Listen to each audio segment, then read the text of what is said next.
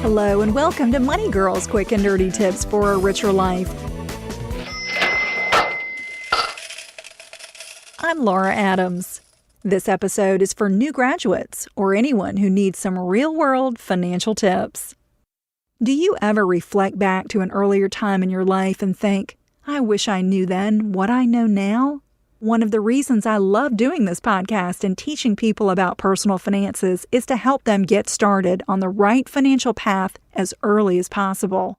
Are there some lessons I wish I had learned sooner rather than later when it comes to personal finances? You bet. I'll share 5 tips that can help anyone get a leg up on their financial future. The most basic and important rule for personal finances is to be prepared for the unknown. And you know there's plenty of that in today's turbulent economy. So no matter how much money you start earning, tip number 1 is to quickly build an emergency fund. Think of an emergency fund as your investment in yourself. It's how you'll stay calm and cool in the face of a potential crisis, like a broken down car, an unexpected medical bill, or a job layoff, for example.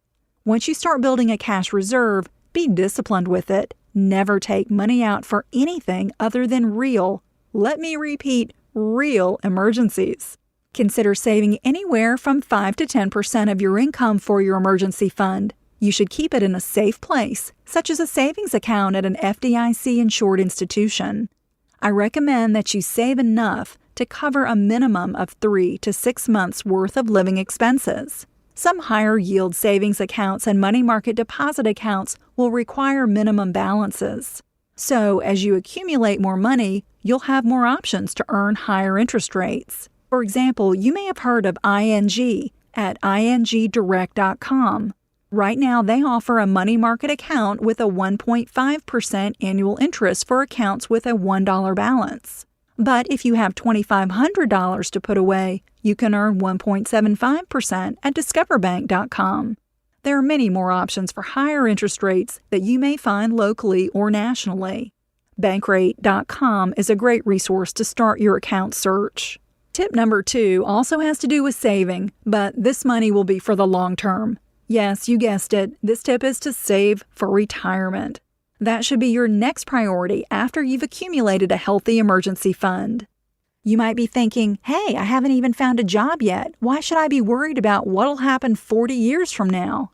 The answer to that question really boils down to the power of compounding interest. The earlier you start saving, the less you'll need to save over time. That's because the magic of compounding allows you to earn interest on your interest, and that gives you a lot more bang for your buck. It's important to save in government-sponsored retirement accounts whenever possible because they help to reduce your tax liability. Just about anyone who has taxable income can open up an individual retirement arrangement or IRA. And if you're lucky enough to be able to participate in a workplace savings plan, such as a 401k or 403b, never ever pass it up. Participation is especially important if the employer offers a savings match because that's free money. So you've got nothing to lose and a cushy retirement to gain. For much more on all types of retirement accounts and how to pick your investments, be sure to get my new audiobook, Money Girl's Guide to Retirement Planning. You can find it in the iTunes Store or at audible.com. Tip number 3 comes straight from the heart because I could have done a much better job in this category early in my career. It's to snub wasteful spending. Many new graduates are so happy to be out of school and earning their own money that they go a little crazy. It's easy to start excessive and wasteful spending habits that give you fleeting joy but long-lasting debt.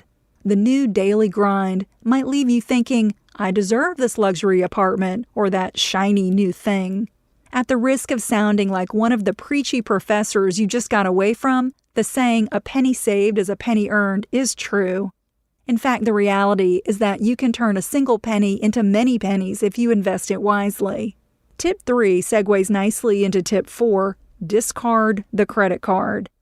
That's because credit cards are usually the vehicle that makes wasteful spending so easy in the first place.